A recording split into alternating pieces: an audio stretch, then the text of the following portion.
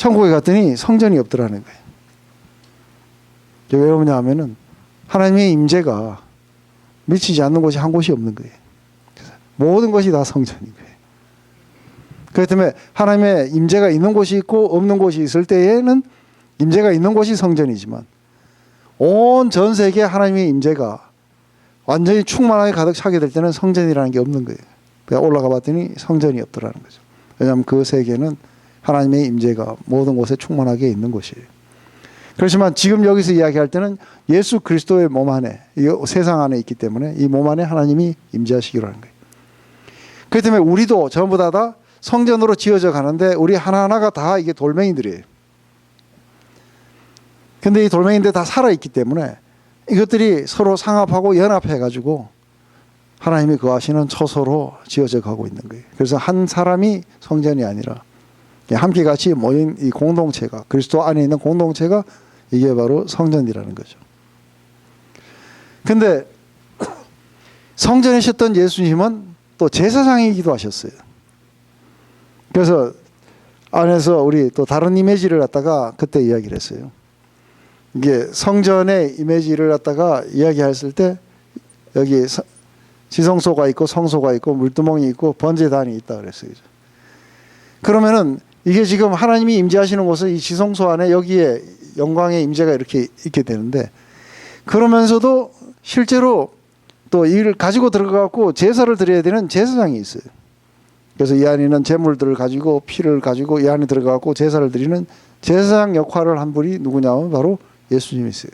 그래서 이 성막은 전체가 예수님을 다 표현하는 거 아세요? 성막 자체도, 그리고 이 휘장 자체도 예수님의 몸이에요. 그래서 예수님이 돌아가셨을 때 휘장이 쫙 찢어져갖고 하나님의 임재 가운데로 바로 들어갈 수 있도록 그 몸이라고 이야기해도, 이 안에 있는 금초대라든지 향단이라든지 또 떡상이라든지 이것도 전부 다 예수님이에요. 물두멍도 예수님이고 번제단도 예수님이고 여기 있는 타오르는 이 제물도 예수님이에요. 그리고 예수님이 이 제물을 가지고 들어가셔서 단번에 모든 사람들을 위해서 단 한 번 제사를 드리고 이제 더 이상의 드릴 제사가 없는 거예요. 그러니까 하나님은 단번에, 예수님은 단번에 모든 사람을 위해서 제사를 드리신 거예요. 근데 히브리서에 보면은 이 땅에 있는 제사장들은 매년 가서 해야 되기 때문에 한 번 제사가 불완전하지만 예수님이 한 번 드린 제사는 영원하고 단회적인 거예요. 그래서 예수님은 바로 이렇게 그 성전일 뿐 아니라 예수님은 제사장이 됐듯이 우리도 그렇다는 거예요. 우리도 하나님이 거하시는 성전으로 지어져 가지만 우리도 또 무슨 역할을 해야 되냐면 제사장 역할을 해야 된다는 거예요. 그래서 우리가 여기에 나아가게 될 때는 희생 제물을 가지고 또 나아가게 돼요. 근데 여러분들이 나아갈 때에 여러분들이 가지고 가는 이 희생 제물이 뭡니까? 여러분들은 제사장으로서 뭘 가지고 갑니까? 또 우리가 드리는 영적인 예배에 우리가 가지고 나가야 되는 이 제물들이 있는 거예요. 우리가 그렇게 얘기해요. 로마서 12장에 보면 이런 얘기를 해요. 그러므로 형제들아, 우리가 마음을 새롭게 해서 하나님의 기쁘시고 또 온전한 뜻인지 뭔지를 알아서 너희의 몸을 하나님이 기뻐하시는 거룩한 산 제사로 드리라고 그렇게 이야기합니다. 그렇기 때문에 여러분들이 고난을 받고 부당한 대우를 받고 그리고 여러분이 참으시면서 그것을 갖다가 여러분의 희생의 제물들이에요. 그걸 가지고 하나님 앞에 가지고 나가서 제사를 드린다는 거예요. 그러니까 하나님이 기쁘시게 받을 그런 제사라는 거예요. 바로 예수님은 어떻게 하셨어요? 자신의 희생의 제물을 가지고 가셨어요. 그래서 하나님이 기쁘게 허망하셨듯이 여러분들도 동일하게 여러분들의 그런 희생의 제물들이 있다는 거예요. 그것을 가지고 하나님 앞에 나가서 하나님이 기뻐하시는 산 제사를 드리게 될 거라는 거예요. 그래서 지금 여기서 베드로가 이야기하고 있는 것은 바로 예수님을 산돌에 비유할 뿐 아니라 여러분들도 산돌입니다.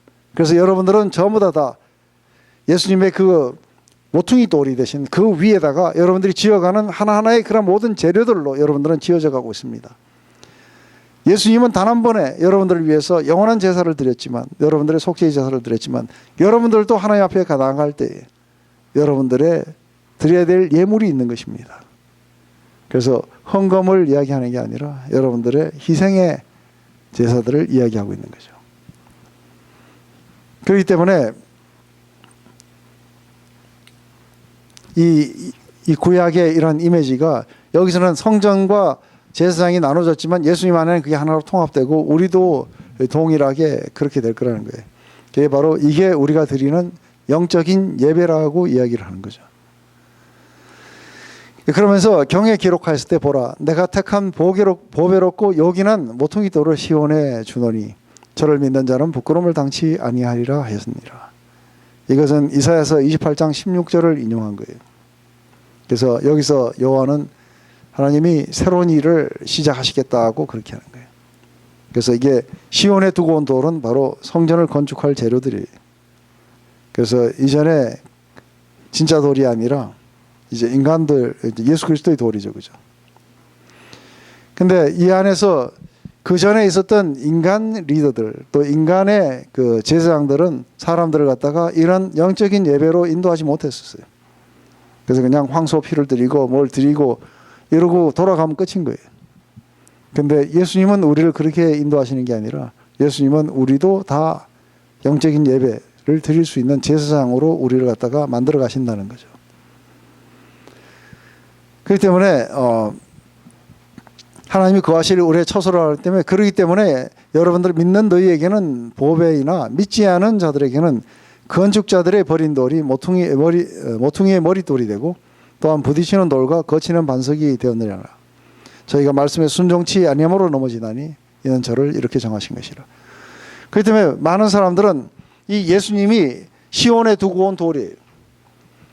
근데 실제적으로 자신들의 그런 성전을 지어놓는다고 하는 유대의 지도자들은 이 예수님을 갖다가 이렇게 아무 쓸모없는 돌이라고 해서 버렸어요. 그렇지만 그 하나님은 오히려 이것이 모든 건축물을 짓는 가장 중요한 이 밑에 주춧돌이 있지 않습니까? 이걸로 삼으셔서 여 위에다가 이제 지으셨다는 거죠. 그런데 누구든지 이 예수님을 말씀을 갖다가 믿는 자들은 전부 다 성전으로 지어져 가게 될 거고 거룩한 제사장으로 바뀌게 될 거고. 그런데 이 예수님을 갖다가 거절하는 사람들은 전부 다 그렇게 예수님이 더 이상, 그러니까 안에서 우리 건축장에 가보면은 중요한 돌은 지금 위에다 놓고 막 위에 기초를 하는데 필요 없는 돌은 그냥 공사장에다 아무 데나 던져 놓으면은 사람들이 지나다 걸려 넘어지기밖에 안 하지 않습니까? 그렇기 때문에 왜 그렇게 그들은 넘어지고 그들의 삶은 변화가 없냐면 그들은 그 말씀을 순종하지 않았다는 거죠. 그리고 또 하나님은 그것을 그렇게 정하셨다고 하는 거죠. 그래서 우리에게는 아주 보배로운 돌인데 다른 사람들에게는 걸려 넘어지는 돌이 될 거라는 거예요. 그렇게 하나님은 정하셨다는 거예요. 그래서 여기서 말씀의 순종하지 아니함과 넘어짐에 상당히 밀접한 관계가 있는 것이죠. 그래서 말씀에 순종하지 않은 자들은 넘어지게 하는 것이 하나님의 뜻이다. 그렇기 때문에 우리들은 말씀을 사모하고 순종을 해야 된다고 얘기하는 거죠. 그러면서 이제 9절은 우리가 굉장히 많이 서로에게 이렇게 축복할 때 굉장히 많이 했던 이야기들이에요. 그래서 오직 그들은 말씀에 순종하지 않아서 걸려 넘어졌지만 또 하나님은 그렇게 멸망을 가도록 정하셨다면 여러분들은 누구냐면 여러분들은 오직 너희는 택하신 족속이요 왕같은 제사장이요 거룩한 나라요 그의 소유된 백성이니 이는 너희를 어두운 데서 불러내어 그의 기이한 빛에 들어가게 하신 자의 아름다운 덕을 선전하게 하려 하심이라. 너희가 전에는 하나님의 백성이 아니더니 이제 하나님의 백성이요 전에는 긍휼을 얻지 못하더니 이제는 긍휼을 얻은 자니라. 그 안에 이들이 바로 하나님이 그렇게 택하신 족속이라는 거예요. 하나님이 거하실, 그래서 하나님이 그들과 함께하기를 원하셨고 그리고 그들을 성전으로 하나님이 두게 될 거라는 거예요. 그뿐 아니라 그들은 끊임없이 하나님 앞에 거룩한 제사를 드리는 제사장들로 그렇게 삼으셨다는 거죠. 그렇기 때문에 제일 먼저 이러한 목적을 따라서 여러분들을 선택하신 것입니다. 여러분들은 바로 그렇게 하나님이 선택하신 사람들입니다. 뿐만이 아니라 왕같은 제사장입니다. 이게 로얄 프리스트후드. 그 안에서 제사장들이 굉장히 많은데 실제로 완전히 희생점을 가지고 이 안에 들어간 사람은 그렇게 많지는 않아요. 그렇기 때문에 왕 같은 제사장들, 이게 아론의 계열들, 대제사장들이나 이런 사람들을 말하겠죠, 그죠? 그 안에 굉장히 많은 제사장들이 있지만 여러분들은 그 중에서도 왕 같은 제사장들입니다. 로얄이라는 거죠.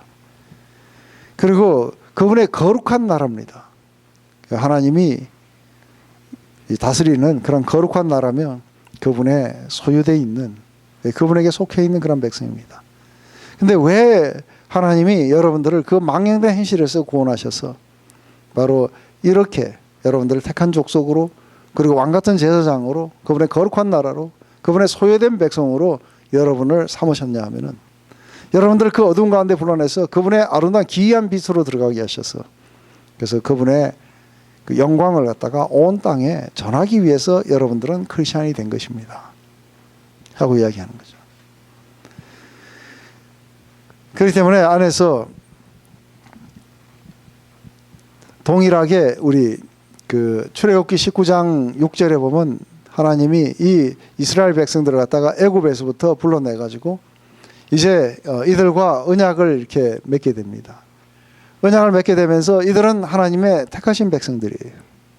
그래서 그 수많은 백성들이 있었지만 이들을 하나님이 함께 하기를 원하고 하나님의 백성, 소유된 백성으로 삼으려고 하는 거죠. 근데 안에서 하나님의 소유된 백성이고 하나님이 거하시는 그런 그 나라일 뿐 아니라 이들에게는 한 가지 의무가 있었어요. 너희는 온 세상에 대해서 제사장 나라가 될 것이라는 거예요. 하나님의 모든 구원의 계획 속에서 굉장히 중요한 파트는 바로 이 이스라엘이 바로 믿지 않는 이방 세계에 대해서 하나님의 아름다운 그 영광을 갖다가 드러내도록 선택하신 거예요. 근데 이들은 실패했어요. 드러내기는커녕 훨씬 더 더한 짓들도 많이 했어요. 그렇기 때문에 이제 안에서 이스라엘은 리젝트를 됐어요. 그리고 하나님은 예수 그리스도를 통해 가지고 이제 믿는 우리들을 갖다가 그분의 거룩한 나라요, 그리고 소유된 백성으로, 그리고 택한 민족으로, 그리고 왕같은 제사장으로 우리를 부르셨다는 거죠. 그것은 바로 우리의 삶을 통해서 그분의 아름다운 영광을 널리 전하라고 그렇게 했던 것이죠. 이게 바로 우리가 왜 거룩한 삶을 살아야 되는지에 대한 베드로의 그런 설명들이, 이게 우리가 그런 삶을 추구해야 되는 기본적인 동기들인 것이죠. 여기까지를 한번 요약해 보면, 하나님은 교회에 이스라엘에게 약속하신 모든 축복들을 부어주셨다. 이제는 예루살렘에 있는 성전이 그들의 예배할 장소가 아니고 바로 그리스도인들이 하나님의 거룩한 성전으로 하나님이 거하실 처소가 되었다. 그리고 구약의 아론의 자손들이 제사장이 아니라 우리 그리스도인들이 바로 하나님을 예배하는 제사장들이 되었다. 그래서 이스라엘이 아니라 그리스도인들이 택하신 족속이었고, 그리스도인들이 왕같은 제사장, 또 나라가 되고 거룩한 나라가 되었다. 그리고 그분의 아름다움을 선전하는 지상 도구로서 그분의 소유된 백성이 되었다 하는 게 지금 안에서 4절부터 여기까지 9절까지의 이야기가 바로 그렇게 되면서 이제 10절부터 구체적으로 여러분들은 어떻게 살아야 됩니다 하고 이야기합니다. 그렇기 때문에 10절에서 이제 육체적인 정욕을 제어하고 하고 이야기해요. 그죠? 그 안에 이런 것들은 상당히 일반적으로 이야기를 하고 있어요. 육체적인 정욕이라는 것은 이전에 살았던 그런 죄된 우리들의 욕망을 이야기하는 거예요. 이 죄된 욕망 가운데 여러분들 누구한테 불이익을 당하면 복수하고 싶죠. 그죠? 이것도 우리 안에 있는 죄된 욕망인 거예요. 이러한 것들을 우리는 제어해야 되는 이유는, 이전에는 우리가 누가 날 때리면 나도 한 대 때리려고 했었어요. 근데 이제는 어떻게 해야 되냐면, 누구한테 날 때리려면 우리의 자연스럽게는 뭐가 나와요? 우리도 한 대 때리고 싶은 마음이 일어나지만 그걸 제어하라고 이야기한 거예요. 육체적인 그런 정욕을 제어하라 하면서 이제 그것을 어떻게 적용해야 되는지를 보십니다. 그러면서 우리 11절에 이 사랑하는 여러분 하고 이야기합니다. 사랑하는 자들아. 그래서 안에서 여기 와서 베드로가 갑자기 이 사랑하는 자들이라고 이야기하는 것은 지금 굉장히 친근한 말로 이들을 갖다가 지금 격려하고 있어요. 그래서 이게 사실은 쉽지가 않은 거예요. 우리가 실제로 해보면은 이게 쉽지가 않아요. 그렇기 때문에 사랑하는 자들아, 이게 사랑으로 연결되지 않으면 이게 가능하지 않는 거예요. 이게 차가운 명령이나 지켜야 되는 엄한 도덕률이 아닌 거예요. 그렇게 받아들이면 이걸 못해요. 근데 이것은 바로 우리가 전에는 긍휼을 받지 못했는데 이제는 우리가 하나님의 긍휼을 받았고, 전에는 우리가 사랑을 받지 못했는데 이제 사랑을 받았기 때문에 우리의 사랑받은 자들처럼 하나님의 사랑에 반응하는 삶을 사는 것이죠. 그래서 바로 그 반응의 삶을 살으라고 지금 이렇게 격려하고 있는 거죠. 우리는 이 세상에서 나그네와 행인 같은 사람들입니다. 그러므로 영혼을 대적하여 싸우는 육체의 정욕을 이기십시오. 여러분들은 이방인들 가운데 선한 생활을 하십시오. 그러면 여러분이 악을 행한다고 비난하는 사람들이 여러분의 선한 행실을 보고 그들이 회개하는 날에 하나님께 영광을 돌리게 될 것입니다. 안에서 일반적인 이야기들이에요. 그죠? 이것은 전에도 이야기했지만 이 크리스찬들이 지금 한국에 보면 개독교 그래갖고 엄청나게 많은 욕을 얻어먹고 있어요. 그 얻어먹는 이유가 이게 뭐예요? 이 교회를 통해서 하나님의 아름다운 덕이 전혀 안 나타나는 거예요. 그 집단 이기주의자들처럼 보이는 거예요. 그리고 교회가 뭔가를 그런 걸 받으면은 즉각 거기에 대해서 자기 권리를 주장하려고 하는 것 같고, 그러면서 저들은 아주 굉장히 자기만을 위한 그런 어떤 이기적인 집단으로 보이기 때문에 사람들이 다 이제 싫어하는 거예요. 이게 지금 베드로전서 이야기하고 정반대로 지금 나가고 있는 거예요. 맞아요? 그리고 우리는 우리 교회가 성장하기 위해서 주위에 어떤 해를 끼쳐도 괜찮아요. 그래 교회가 우리 동네에 들어온다면 다 싫어해. 오면은 시끄럽고 주차 아무데나 하고 막 그렇게 하니까 도대체 저것들이 와갖고 이익이 되는 게 없다는 거예요. 집값 떨어진다고. 진짜로 집값 떨어진다고 들어오는 거 싫어하는 거 알죠? 교회 들어오면 결사 반대하고. 그러면 또 우리는 또 구청장이나 누구 이렇게 또 아는 사람들 이렇게 교회 안에 또 높은 사람들 많잖아요. 그래가지고 적당히 그래 해가지고 안 나는 것도 나게 만들고, 이게 실제로 마치 이렇게 십자군처럼 그렇게 했던 거죠. 그러니까 시간이 지나고 그 옛날에는 교회 종소리가 있으면은 애 없고 안 믿는 사람들도 오고 그랬는데 요새는 막 교회 종소리 시끄러워요. 그죠? 나그네와 행인 같은 너희들, 이 땅이 여러분들의 삶의 전부가 아닙니다. 그렇기 때문에 나그네와 행인 같은 여러분들을 권하노니, 우리가 하나님을 찾아 떠나가고 또 하나님 안에서 이렇게 성장해가는 이러한 과정 속에서 우리의 모든 영혼을 거스리는 그런 모든 것들을 여러분들은 제어하셔야 되는 겁니다.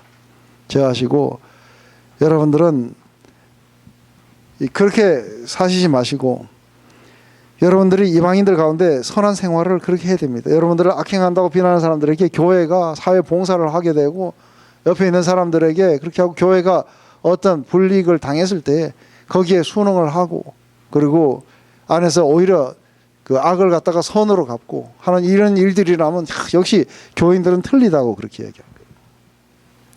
바로 그런 걸 통해서 여러분들은 회개하는 날에 하나님께 영광을 돌리게 될 것입니다. 그러면서 몇 가지 이제 우리 17절까지 몇 가지의 그 이야기들이 나옵니다. 그래서 여러분들은 국가의 모든 제도와 통치자와 관리들에게 복종하십시오. 그렇게 하는 것이 주님을 위하는 것입니다. 관리들은 악한 일을 하는 사람을 처벌하고 선한 일을 하는 사람들을 표창하라고 통치자가 보낸 사람들입니다. 여러분은 선한 일을 하여 어리석은 사람들의 무식한 말을 하지 못하게 하십시오. 그렇게 하는 것이 하나님의 뜻입니다. 여러분은 율법에서 해방된 자유인답게 생활하십시오. 그러나 그 자유를 악용하지 말고 오직 하나님을 섬기는 일에 사용하십시오. 모든 사람을 존경하며 형제를 사랑하고 하나님을 두려워하며 왕을 존경하십시오. 이 안에 실제로 국가의 통치를 한다는 게, 이때 당시 국가라고 하는 것은 이게 로마예요. 우리가 마치 일제시대 때 일본 정부에 여러분들은 복종해야 되는 겁니다 하고 이렇게 이야기하는 거하고 동일한 거예요.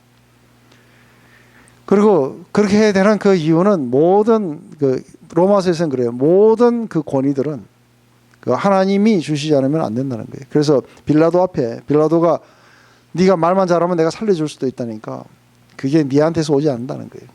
위에서 주어지지 않으면은 너는 그런 걸 가질 수가 없을 거라고 얘기해.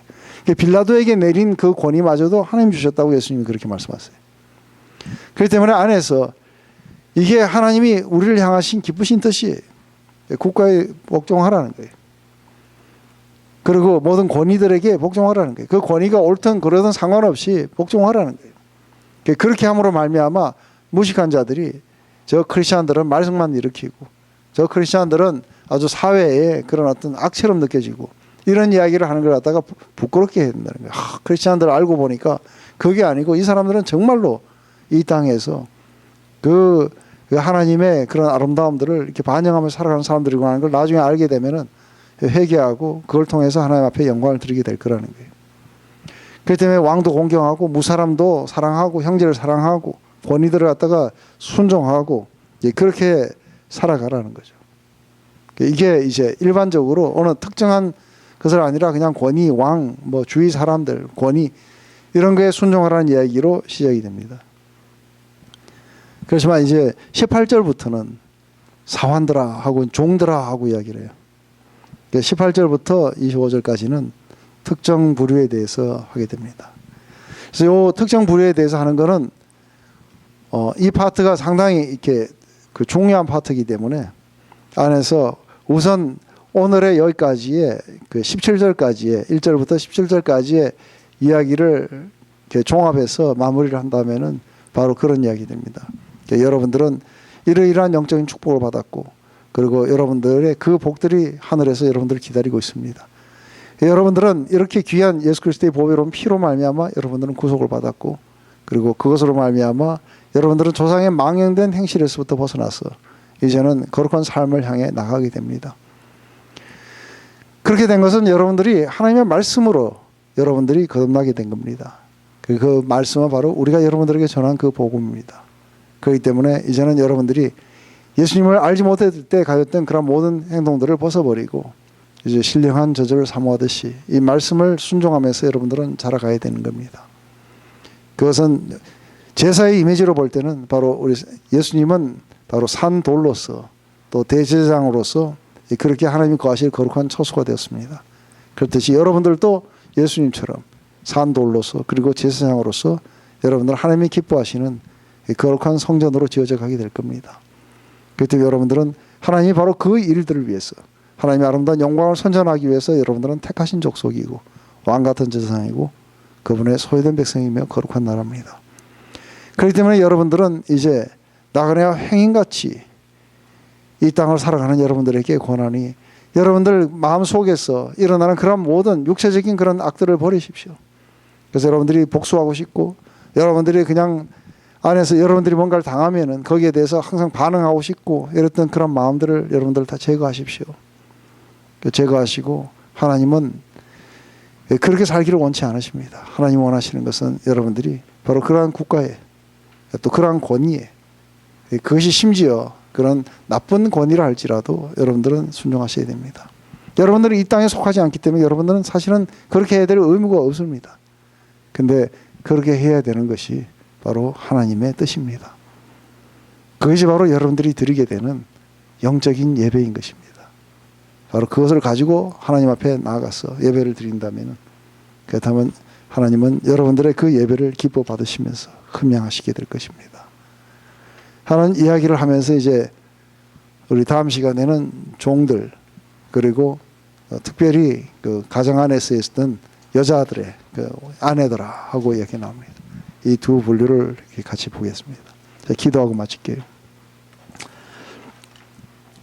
하나님 아버지 오늘 우리 베드로전서 2장을 통해서 하나님 우리가 날마다 다른 사람들을 축복할 때 불렀던 너는 택한 족속이요 왕같은 세상이며 거룩한 나라요 하나님의 소유된 백성이라는 그 의미가 뭔지 또한 우리가 하나님이 기뻐하시는 그런 거룩한 산 제사를 드린다는 것이 뭔지 그것이 우리를 구원하신 그 목적과 어떤 연관이 있는지 그러기에 적도적인 이 세상 속에서 소수의 무리로 있었던 이 크리스천들은 그것을 어떻게 견뎌나가면서 이겨나갔어야 했는지 그것을 통해서 어떻게 하나님을 영광스럽게 했고 또 하나님의 아름다운 덕을 온 땅에 선전했는지 하나님이 이 글을 읽으면서 오늘날 교회와는 상당히 많이 다른 것들을 봅니다. 하나님 다시 한번 이 베드로전서의 그런 말씀들이 우리의 영혼 속에, 우리의 삶 속에 스며들어서 우리 교회를 통해서 하나님의 영광을 온 땅에 전하는 귀한 도구로 사용하여 주시옵소서. 예수님의 이름으로 기도드렸습니다.